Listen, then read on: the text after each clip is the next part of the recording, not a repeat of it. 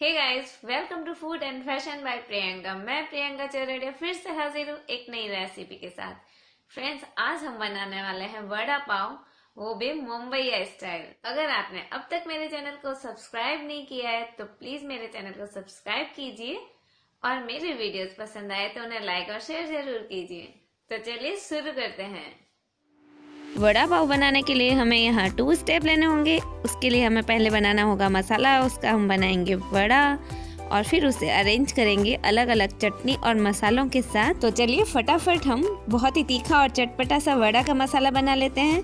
उसके लिए मैंने तेल गरम किया है, 2 टीस्पून तेल लिया है यहाँ पे। उसमें हम डालेंगे हाफ टी स्पून राई, हाफ टी स्पून जीरा, 1/4 टीस्पून हींग, 1 टेबल स्पून अदरक का पेस्ट और उसके साथ ही मैं डालूंगी 7-8 करी पत्ते और 2 हरी मिर्च, क्योंकि हमें यहाँ बहुत तीखा मसाला चाहिए होता है। और इसमें डालेंगे हम हल्दी हाफ टी स्पून और लाल मिर्च 1 टीस्पून। उसके साथ ही थोड़ा सा गरम मसाला, हाफ टी स्पून अमचूर पाउडर और 1 टीस्पून नमक। इसके बाद हम इसमें 4 मीडियम साइज के उबले आलू डालेंगे। उसको मैंने मैश कर लिया अच्छे से और फिर उसे मिक्स कर लेंगे। ये मसाला हमारा तैयार हो चुका है। अच्छे से मिक्स होने के बाद हम इसमें धनिया पत्ती डाल देंगे और अगर हम चाहें तो इसमें थोड़ा अनारदाने का पाउडर भी डाल सकते हैं। अब बनाते हैं हम घोल बेसन का। उसके लिए मैंने 1 कप बेसन लिया है। उसमें हम हाफ टी स्पून अजवाइन, हाफ टी स्पून गरम मसाला और 1 टीस्पून नमक डालेंगे। थोड़ा सा चुटकी भर मीठा सोडा डाल के हम यहाँ इसको मिक्स करेंगे। मिक्स करने के लिए मैं यहाँ थोड़ा थोड़ा करके पानी डाल रही हूँ, एक साथ नहीं डाल रही हूँ। मैंने 1 कप पानी लिया है और उसको थोड़ा थोड़ा करके हम, क्योंकि कई बार क्या होता है बेसन थोड़ा सा मोटा होता है तो वो पानी ज़्यादा सॉक करता है, अगर बेसन पतला होता है तो पानी कम सॉक करता है। हम यहाँ उतना ही घोल मोटा रखेंगे जितना हम पकौड़ों में रखते हैं। ये देखिए, बेसन के जो पकौड़े बनाते हैं वैसा घोल बना लिया है। अब हम एक तरफ तवा चढ़ा दिया मैंने और एक तरफ कढ़ाई चढ़ा दी है। फिर हम आलू के मसाले का जो ठंडा हो चुका है उसका गोला बनाएंगे। यहाँ मैं गोल बना रही हूँ क्योंकि मैंने पाव गोल लिया है। अगर आप चौकोर ले रहे हैं तो आप गोला थोड़ा छोटा बनाएंगे, क्योंकि गोल पाव थोड़ा बड़ा होता है और उसको मैंने थोड़ा चपटा कर लिया है ताकि लगाने में इजी हो। नहीं तो हमको इसको दबाना पड़ता है, उससे थोड़ा टूटता है बड़ा। लेकिन आप यहाँ शेप का कोई इशू नहीं है, आप आराम से जैसे आपका मन हो वैसा बड़ा बनाइए, बस पाव के अकॉर्डिंग उसका साइज रखिए। इसको हम बेसन में डिप करके, बेसन का जो हमने घोल बनाया डिप करके फिर इसको तलने के लिए डालेंगे। यहाँ मैं थोड़े साथ में कुरकुरी जो मतलब बेसन के जो होते हैं सिर्फ छींटे जो पड़ते हैं वो मैं ज़्यादा डाल रही हूँ। इसका यूज़ हम पाव के साथ जब बड़ा अरेंज करेंगे, बड़ा पाव पूरा बनेगा तो इसमें इसका भी बहुत अच्छा टेस्ट आता है।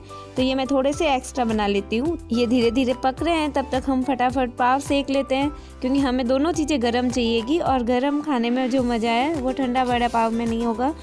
तो लीजिए, हम हाफ कट कर लेते हैं पाव को। तवा हमारा गर्म हो चुका है और फिर उसके बाद हम इसमें डालेंगे थोड़ा सा घी और घी डाल के हम इसको, चाहे तो बटर भी यूज़ कर सकते हैं, मैं यहाँ घी में सेक रही हूँ। और फिर उसको हम उलट पुलट के दोनों तरफ सेक लेंगे, तब तक हमारा वड़ा भी बन जाएगा। तो लीजिए, हमारा वड़ा बन चुका है और पाव भी सीख चुका है। तो हम फटाफट अरेंज करते हैं इसको ताकि हम गरम गरम इसका मज़ा ले सकें। सबसे पहले पाव के नीचे वाले हिस्से में हम हरी चटनी लगाएंगे धनिया की, और उसके बाद हम इसको अच्छे से फैला देंगे और फिर उसमें डालेंगे हम वड़ा पाव मसाला। वड़ा पाव मसाला आप रेडीमेड यूज़ कर सकते हैं, मैं यहाँ घर पे बना हुआ यूज़ कर रही हूँ। तो इसके साथ ही मैं आई बटन में इसका लिंक शेयर कर दूँगी, आप उसे देख के आप घर पे बना सकते हैं वड़ा पाव मसाला। ये लीजिए, वड़ा पाव मसाला के बाद हम इसमें डालते हैं वड़ा जो हमने गर्मा गर्म है एकदम, और फिर उसके ऊपर थोड़ा सा जो हमने क्रिस्पी बनाए थे इसके बेसन के वो डाल देंगे। और फिर हम इसमें डालेंगे बहुत ही चटपटी सी इमली की मीठी चटनी। ये इसे चटपटे के साथ थोड़ा सा मीठा और टेंगी सा टेस्ट देगी, थोड़ी खट्टी थोड़ी सी मीठी। तो चलिए, उसके बाद थोड़ा सा और वड़ा पाव मसाला डालते हैं। ये वड़ा पाव मसाला बहुत ही टेस्टी सा इसको टेस्ट देता है।